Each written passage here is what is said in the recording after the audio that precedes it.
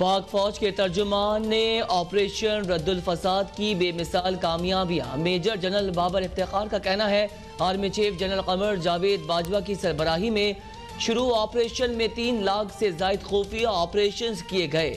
Military courts ने 344 दहशतगर्दों को सजाए मौत सुनाई। 58 दहशतगर्दों की सजाओं पर अमल हुआ। 1200 से ज्यादा दहशतगर्दों ने हथियार डाले।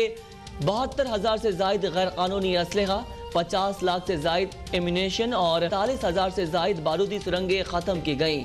78 से जायद दहशतगर्द तंजीमों के खिलाफ कार्रवाइयां की गईं। टेररिज्म से टूरिज्म तक का सफर इंतहाई दुश्वार था। फौज अकेली कुछ भी नहीं, आइंदा भी अवाम के ताउन से हर चैलेंज को पूरा करेंगे। DGISPR major general Babar Iftikhar कहते हैं चमन में ट्रांजिट ट्रेड जल्द फाल होगी। इंतजाम शुदा इलाकों में जल्द पुलिस इंतजाम संभाल लेगी। कोरोना वबा के चैलेंज पर दानिशमंदी से काबू पाया। वैक्सीन की अगली खेप फौज और मीडिया वालों के लिए भी होगी। PSL का कोई एक मैच गवादर के खूबसूरत क्रिकेट स्टेडियम में भी होना चाहिए। 23 मार्च को परेड भरपूर तरीके से होगी। DGISI की तैनाती से मुतालिक खबरों की तरदीद।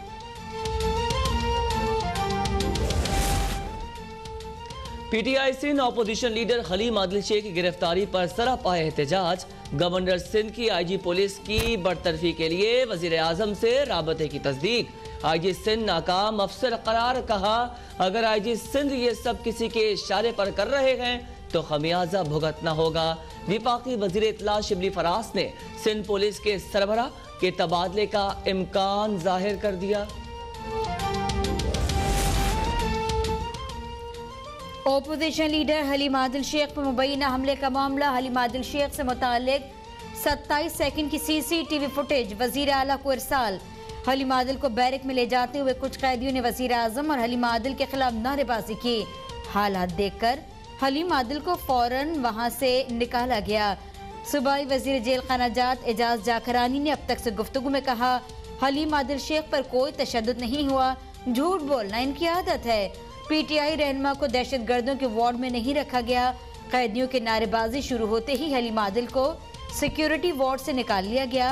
20 सेकंड में कौन किसी पर तशद्दुद कर सकता है।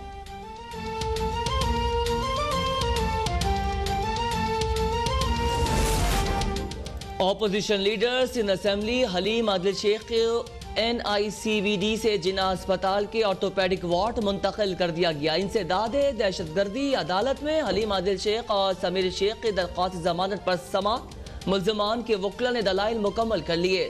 सरकारी वकील ने दलाइल के लिए मोहलत तलब कर ली। अदालत ने रिमार्क्स दिए। दोनों मुल्ज़िमान की दरख्वास्त जमानत पर कल फैसला कर देंगे। जिला मरीर के इंतखाबात में किसी वजीर को मुहिम चलाने की इजाजत नहीं थी। क्या PTI या रकीन पर कवानीन का तलाक नहीं होता? इलेक्शन कवानीन के खिलाफ वर्जी हो तो क्या पुलिस खामोश रहेगी? तर्जुमान सिंध हुकूमत मुर्तजा वहाब और वजीर इत्तला सिंध नासिर हुसैन शाह की प्रेस कॉन्फ्रेंस। मुर्तजा वहाब ने कहा हलीम आदिल शेख ने इलेक्शन में मुदाखलत करने की कोशिश की, उनका रिमांड अदालत ने दिया। अब आईनी ओहदे पर बैठे गवर्नर सिंध प्रेस कॉन्फ्रेंस करके पुलिस अफसरान को जानिबदार कह रहे हैं।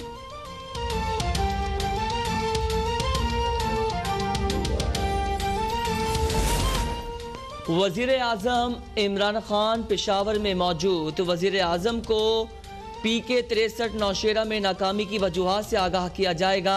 वजीर आजम से गवर्नर, वजीर आला महमूद खान और अरकान असेंबली मुलाकात करेंगे। सेनेट इंतखाबात की हिकमत अमली पर गौर होगा।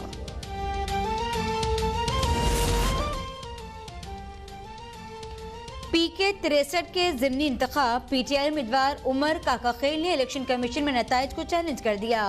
दरख्वास्त के मुताबिक फॉर्म 46 की मुख्तलिफ रिकॉर्ड पर मुश्तमिल एक के बजाय 2 तस्दीक शुदा कॉपियाँ जारी की गईं। तस्दीक शुदा फॉर्म 40 में वाज़ेह फ़र्क है। 6000 वोटों का कोई रिकॉर्ड नहीं। एक पोलिंग स्टेशन पर 1500 बैलेट पेपर्स गायब पाए गए। एक पोलिंग स्टेशन पर 1800 बैलेट पेपर्स जारी हुए लेकिन 2400 वोट कास्ट हुए। 40% पोलिंग स्टेशन पर बद इंतजामी और बेकायदगियां हैं। पोलिंग के दिन जुमे के वक्फे के वक्त धांधली की गई।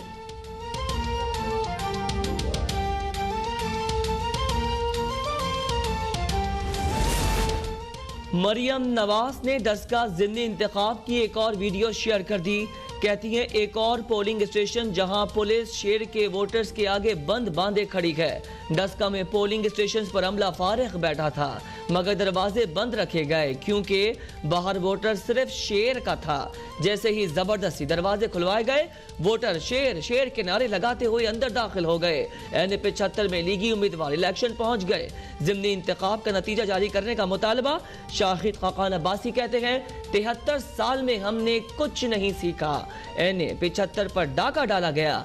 नून लीग की फतह को शिकस्त में बदलने की कोशिश की गई।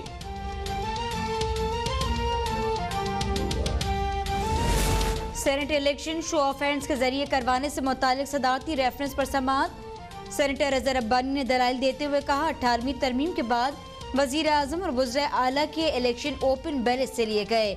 वजीर आजम का इलेक्शन ओपन बैलेट से होने मकसद पार्टी डिसिप्लिन था। जस्टिस एजाजुल एहसन ने रिमार्क दिए कम अज कम तहकीकात तो होनी चाहिए कि हॉर्स ट्रेडिंग हुई या नहीं हुई। किसी की भी वीडियो बनाना इतना आसान काम नहीं है। इख्तिलाफ राय रखने वाले नताइज की परवाह नहीं करते। डिक्टेटर के खिलाफ भी लोगों ने खुलकर इख्तिलाफ राय किया। आइन में इख्तिलाफ राय पर कोई नाअहली नहीं होती।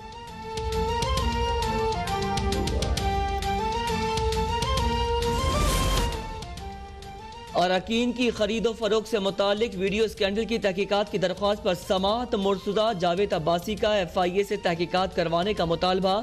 चीफ इलेक्शन कमिश्नर कहते हैं मजीद शवाहिद देना चाहते हैं तो जमा करवा दें, ज़रूरत के मुताबिक कार्रवाई करेंगे।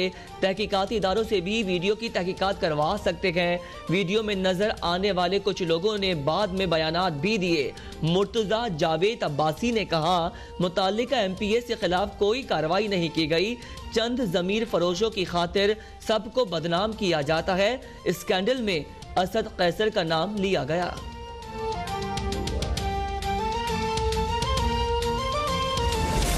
रज़ा रब्बानी ने अदालत में कह दिया सेनेट इलेक्शन में खुफिया वोटिंग होना चाहिए। पीपल्स पार्टी ने बेनज़ीर भुट्टो के दस्तखत वाला मीसाक़े जमहूरियत रद्दी में फेंक दिया।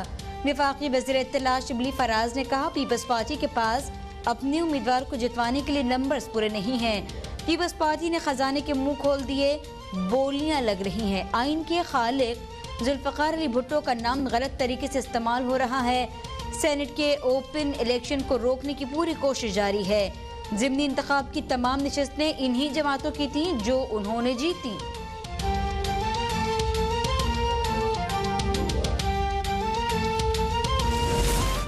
सेनेट इलेक्शन में हिमायत हासिल करने का मिशन। यूसुफ रजा गिलानी की सरबराही में पीपल्स पार्टी के वफ्द की JUI के सरबराह मौलाना फजल रहमान से मुलाकात। मौलाना फजल रहमान का कहना है यूसुफ रजा गिलानी इंशाअल्लाह कामयाब होंगे। हुकूमती हलकों में खलबली मच गई है। हुकूमती सफ़ों में खलफशार वाज़ेह नजर आ रहा है। हर हुकूमत में वजीर खजाना रहने वाले हफीज शेख इलेक्शन लड़ रहे हैं। पाकिस्तान की माशी हालत खराब है। महंगाई का जिम्मेदार कौन है? यूसुफ रजा गिलानी बोले मेरी कामयाबी जमहूरी क़ुव्वतों की फतह होगी। मैं सेनेट इलेक्शन में हिस्सा ना लेता तो वजीर आजम भी अरकान से ना मिल रहे होते।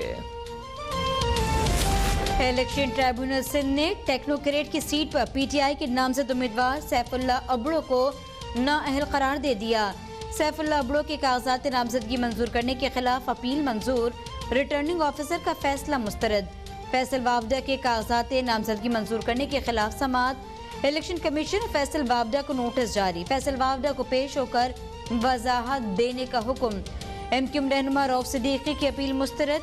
सेनेट इंतखाबात के लिए नाअहली बरकरार। लाहौर हाईकोर्ट में परवेज रशीद की कागजात नामजदगी मुस्तरद होने के खिलाफ अपील पर समाअत। अदालत ने पंजाब हाउस से रिकॉर्ड तलब कर लिया।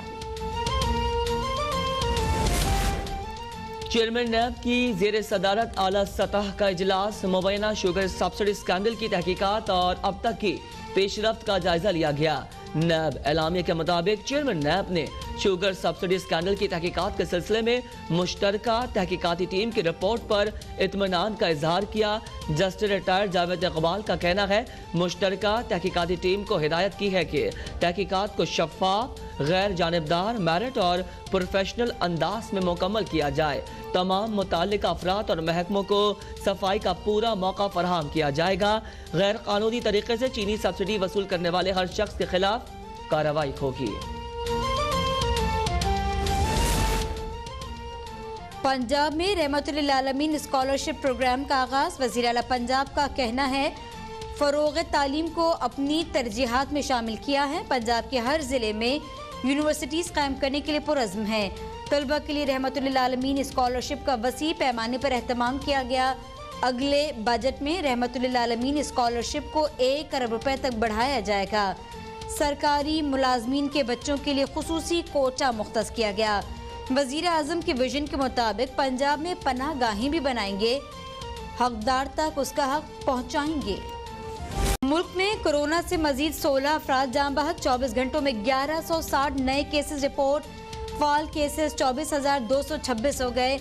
मजमूई अमवात 12,617 तक पहुँच गई। 5,72,334 अफराद मुतासर हुए। मुल्क भर में कोरोना वैक्सीनेशन के लिए 60 साल और उससे ऊपर तक के शहरियों की रजिस्ट्रेशन जारी।